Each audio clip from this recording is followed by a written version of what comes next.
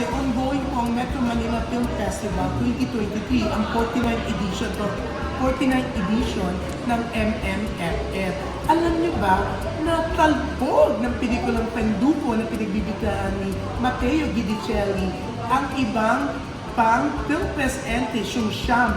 Kasi po, dito po sa UAA ay tanging ang pelikula ni Matteo ang showing. Ang bongga nga. Yeah. Ano Christmas Day? Yes, Christmas Day. Nag-showing ang Penduko dito sa UAE. Ayan, nung December 25, isa ka sa nagpunta sa event ng Viva Films para sa Penduko. How was it? Saan ba?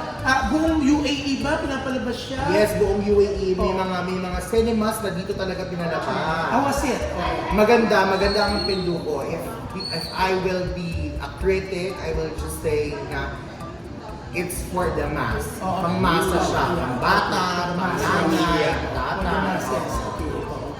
Akala ko nag-anong for the masses. For the masses, bigyan ko doon na yun.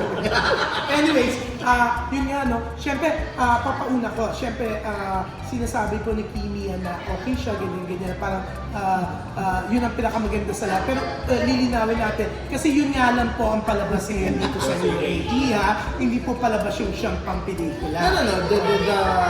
The reaction I said is about the movie itself, not the whole MMFF. Medyo ang bongga po, nag-i-English kasi siya.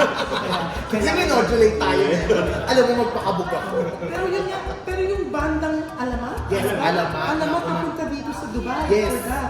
exactly. Alamat is sila yung official singer ng theme song ng Penduko.